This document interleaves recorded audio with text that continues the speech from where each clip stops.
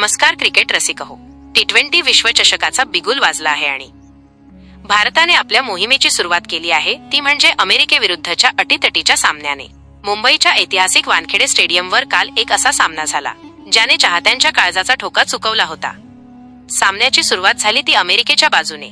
अमेरिकेचा कर्णधार मोनक पटेलने टॉस जिंकून भारताला फलंदाजीसाठी आमंत्रित केलं.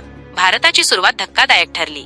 आयसीसी रँकिंगमध्ये अव्वल असलेला अभिषेक शर्मा पहिल्याच चेंडूवर बाद झाला. त्यानंतर आलेल्या ईशान किशन आणि तिलक वर्मा यांनी डाव सावरण्याचा प्रयत्न केला, पण अमेरिकेचा वेगवान गोलंदाज व्हॅन शल्कविकने एकाच षटकात 3 विकेट्स घेत भारतीय फलंदाजीचे कंबरडे मोडले. एका बाजूला विकेट्स पडत होत्या. 46 धावांवर 4 आणि 77 धावांवर 6 अशी भारताची अवस्था झाली होती. पण मैदानात अजून एक वादळ बाकी होतं, ते म्हणजे मिस्टर 360 सूर्यकुमार यादव. आपल्या घरच्या मैदानावर सूर्याने संयमी पण आक्रमक खेळी केली. त्याने 49 चेंडूत 84 धावांची नाबाद खेळी करून भारताला 150च्या पार नेले.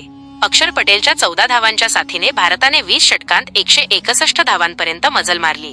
प्रत्युत्तरादाखल 162 धावांचा पाठलाग करताना अमेरिकेची सुरुवातही खराब झाली.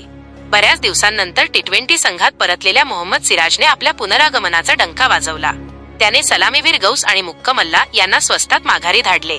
अर्शदीप सिंगने कर्णधार मोनांक पटेलला 0वर बाद करून अमेरिकेला बॅकफूटवर ढकलले.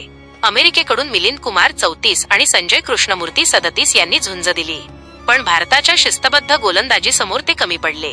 वरुण चक्रवर्ती आणि अक्षर पटेलच्या फिरकीने मधली फळी कापून काढली. अखेर अमेरिकेचा संघ 20 षटकात 8 बाद 132 धावाच करू शकला आणि भारताने 29 धावांनी हा सामना जिंकला. थोडक्यात संकटात असताना कर्णधार कसा असावा हे सूर्याने आपल्या फलंदाजीने दाखवून दिले, तर सिराजने आपल्या गोलंदाजीने आपण अजूनही किंग आहोत हे सिद्ध केले.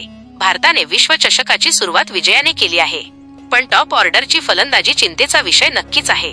तुम्हाला काय वाटते भारताच्या विजयावर? तुमचे मत कमेंट बॉक्समध्ये जरूर लिहा.